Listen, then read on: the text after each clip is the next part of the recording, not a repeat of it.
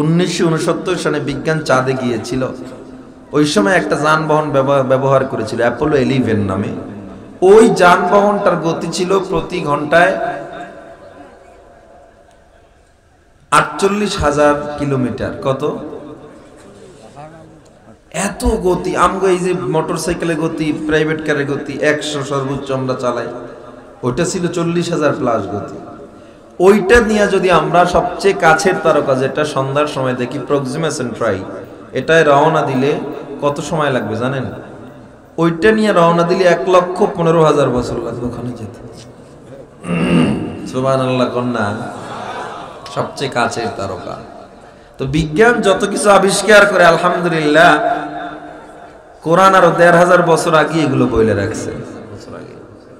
Medical science বলে লিভারকে ভালো রাখতে চাইলে মদ পান করো না।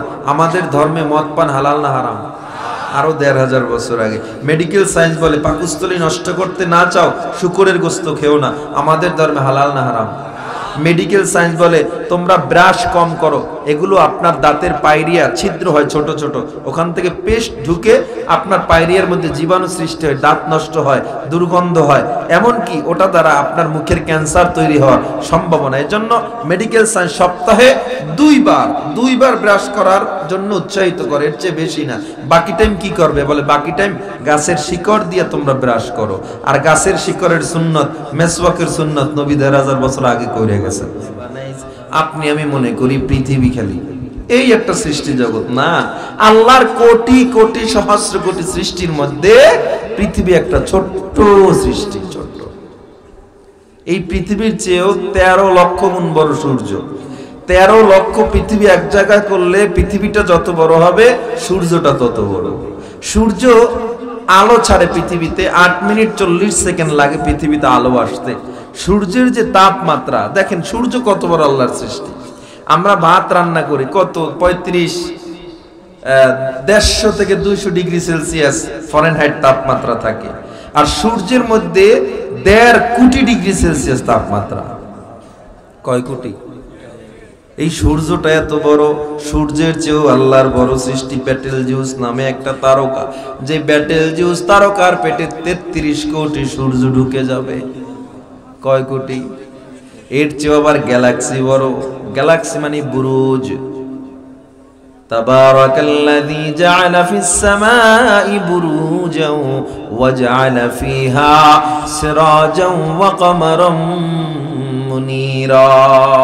বুরুজের ব্যাখ্যা পড়ে দেখেন, যেখানে কোটি কোটি তারকা একত্রিত হয়, গ্যালাক্সি বাংলায় যাকে ছায়াপথ বলে।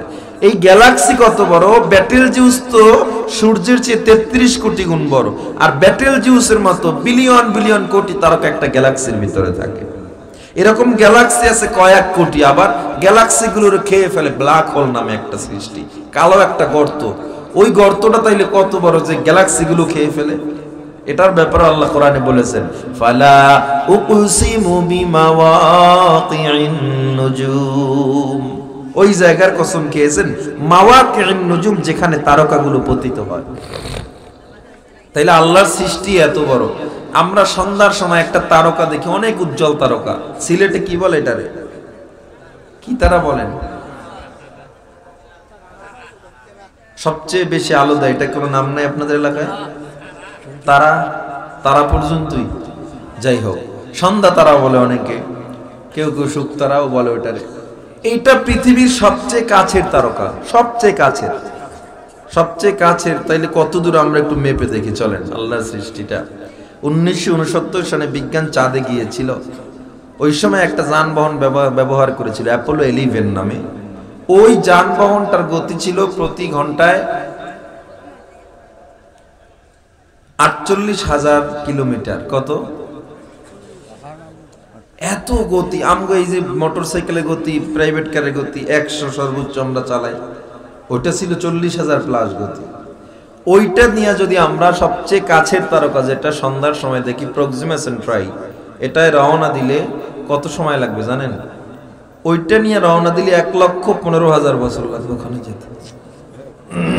সুবহানাল্লাহ কন্যা, সবচেয়ে কাছের তারকা। তো বিজ্ঞান যত কিছু আবিষ্কার করে আলহামদুলিল্লাহ, কোরআন আরো 1,500 বছর আগে এগুলো বলে রাখছে। আমরা বিজ্ঞানের চেয়ে কম জানি না, যদিও টকশোতে বইয়ে কিছু বুদ্ধিজীবী নামে বুদ্ধি প্রতিবন্ধী যেটির মাথায় চুল নেই, মাথায় স্টেডিয়াম হয়ে গেছে পুরা, এরা দেখবেন অনেক বইয়ে বইয়ে কয় মাদ্রাসায় পড়ে লাভ নাই, মাদ্রাসাওয়ালাদের ভবিষ্যৎ নাই। এরা বিজ্ঞান জানে না, অর্থনীতি বুঝে না, সমাজতন্ত্র বুঝে না।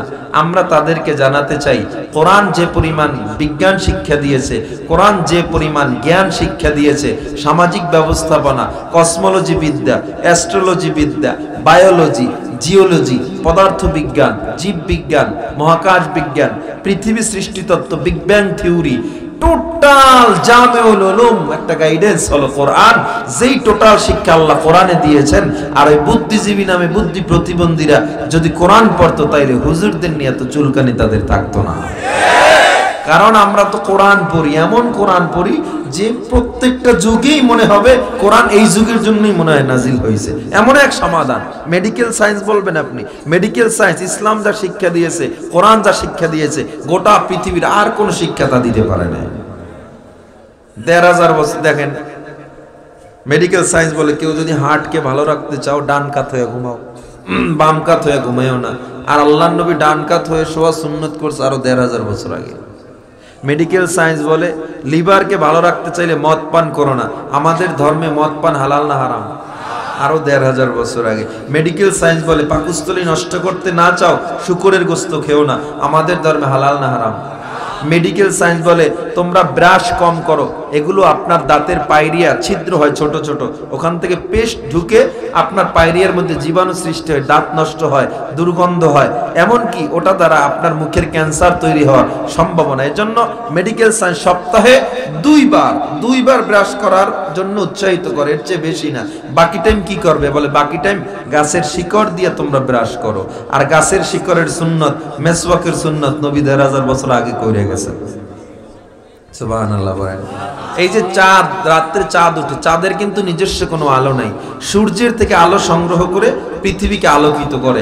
বিজ্ঞান আবিষ্কার করছে ১৫০ বছর আগে। আল্লাহ সূরা ফুরকানের ৬১ নম্বর আয়াতে আরো ১,৫০০ বছর আগে বিজ্ঞানের কথা বলে দিয়েছেন। পিঁপড়া বিদ্যা, পিঁপড়ারা বাজার সদাই করে, এদের মৃতদেহ এরা কবর দেয়, এরা একে অপরের বাড়ি বেড়াতে যায়, এদের মারামারি হলে সালিশ ব্যবস্থা আছে। পিঁপড়াদের প্রধানমন্ত্রীর কামরা ভিন্ন, স্বরাষ্ট্রমন্ত্রীর কামরা ভিন্ন। এই পিঁপড়া বিদ্যা ৭৯ বছর আগে আবিষ্কার করেছে। সূরা নমল পড়ে দেখ, আল্লাহ আরো ১,৫০০ বছর আগে আবিষ্কার করে দিয়েছে। আপনি আকাশ বিদ্যা, যেটা মেঘ থেকে বৃষ্টি হয়, নদী সমুদ্র থেকে পানি উঠে মেঘ হয়, সেটা আবার বৃষ্টি দেয়, সূরা লোকমানে আল্লাহ ১,৫০০ বছর আগে বলে দিয়েছেন। এজন্য এগুলো নিয়ে আমি বললে অনেক টাইম লেগে যাবে, অনেক টাইম। শুধু কোরআন এবং সায়েন্স, বিজ্ঞান কি দিয়েছে আল্লাহ, ইসলাম কি আমাদের শিক্ষা দিয়েছে আমি বলতে চাই না, শুধু এতটুকু বলতে চাই, আমরা হুজুররা কথা বলি না বিধায় মনে করবেন না যে আমরা কিছু বুঝি না। আমরাও সব বুঝি, আমরাও সব বুঝি, শুধু চুপ থাকি। কেন? আমাদের কথা বলার প্রয়োজন নাই, ক্ষমতার চেয়ার আমাদের প্রয়োজন নাই।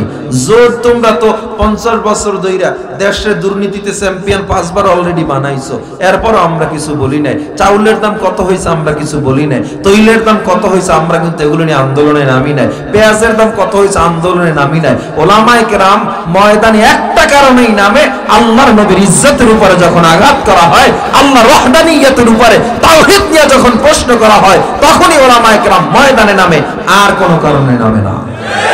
ঠিক কিনা জোরে বলেন? ইসলাম শিক্ষার উপরে আঘাত হানে, এই জন্য ওলামায়ে কেরাম ময়দানে নামে।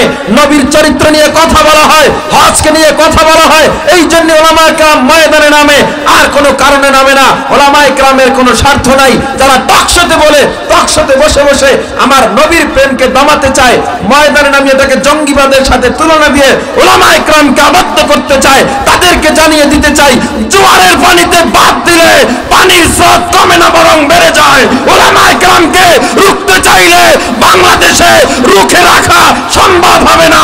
ওলামায়ে কেরাম ছাত্ররা মিলে ইনশাআল্লাহ আল্লাহর নবীর ইজ্জত রক্ষার জন্য, আল্লাহর তাওহীদ রক্ষার জন্য রক্ত দিতে চাইলে রক্ত দিতে আমরা প্রস্তুত, জীবন দিতে প্রস্তুত। তবুও পিছপা হতে আমরা জানি না, আমরা পিছপায় হতে জানি না, পিছপা হওয়া আমরা শিখি নাই। আমরা যদি কথা বলি, ওদের মসনাদ কেঁপে যায়, ঠিক কিনা জোরে বলেন। কিন্তু আমরা স্বার্থের কারণে কখনো বলি না। এই জন্য অনুরোধ করব, বর্তমান বাংলাদেশ সরকার সহ আরো যারা আছে, আমরা ময়দানে নেমেছিলাম আল্লাহর জন্য। আমাদের রাতগুলোকে আমরা জেলখানায় আপনারা কাটাবেন না, জেলখানায় কাটাতে দিয়েন না, আমাদের রাতগুলো আমাদের ময়দানে কাটাতে দেন, দর্শে কাটাতে দেন। বহু ছাত্ররা বুখারী শরীফের দর্শ থেকে মাহরুম হয়ে যাচ্ছে, বহু ওলামায়ে কেরামরা তাদের সান্নিধ্য থেকে মাহরুম হয়ে যায়। সুতরাং আমরা বলতে চাই, ইসলাম, কোরআন, বিজ্ঞান, সমাজতন্ত্র, পরিবারতন্ত্র, রাষ্ট্রীয় ব্যবস্থাপনা, অর্থনৈতিক ব্যবস্থাপনা সব আমরা জানি, শুধুমাত্র কথা বলি না। প্রয়োজন নাই, এজন্য যেখানে আমরা প্রয়োজন সেখানে কথা বলবো। আল্লাহ তাআলা আমাদের সঠিকটা বুঝার তৌফিক দান করেন, জোরে পড়েন আমিন। আমরা ওলামায়ে কেরাম সহ আরো ছাত্ররা সহ আপনারা আপামর যত জনসাধারণ আছেন, আপনাদের কাছে আমি একটা মেসেজ দিতে চাই। কোরআন এমন গ্রন্থ, হাদিস ও সুন্নতে নববী এমন এক মহা সম্পদ, যারা দুনিয়ায় শিখবে দুনিয়ায় সফল, আখিরাতেও সফল হবে। এজন্য আপনার সন্তানটাকে আপনি সর্বসাইটে যদি অলরাউন্ডার বানাতে চান, মাদ্রাসার কোনো বিকল্প নাই, মাদ্রাসার কোনো বিকল্প নাই।